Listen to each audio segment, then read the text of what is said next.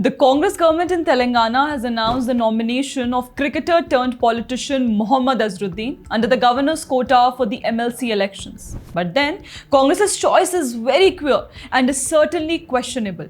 Azharuddin's cricketing career has been marred by controversies, starting from his alleged involvement in match fixing to his statement where he played a victim card linked to his religion and subsequently his removal from the post of president of Hyderabad Cricket Association. Azhar's conduct is very much debatable. But then Congress love for Azhar is not new. He is among the few politicians in Congress who have had the privilege of contesting elections on a Congress ticket from different parts of the country.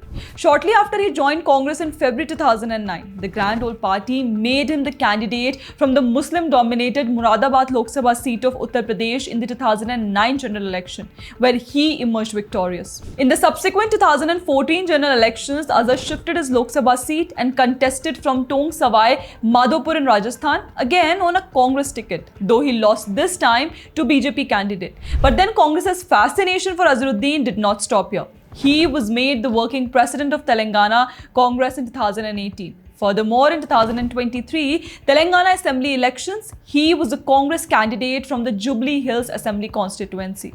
Though Congress emerged victorious in the Assembly, Azharuddin yet again lost the polls. In 2024 Lok Sabha polls, Mohammad Azhar was appointed as a star campaigner by Congress. Recently, Mohammad Azharuddin is reported to have met Sonia Gandhi and sought party ticket yet again from Jubilee Hills constituency.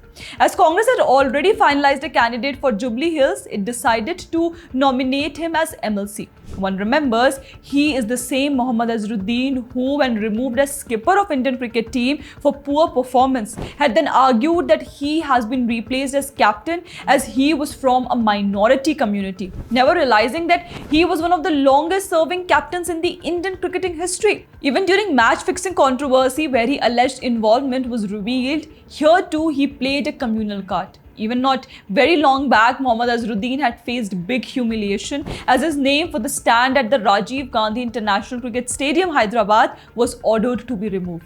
He was allegedly accused, Azhar, of misusing his position during his tenure as HCA president by taking arbitrary decisions. But what is then the sole criteria for Congress which ensures Azharuddin gets political importance in Congress? But then Grand Old Party has always believed in minority appeasement and pseudo-secularism, and Azharuddin episode is no exception.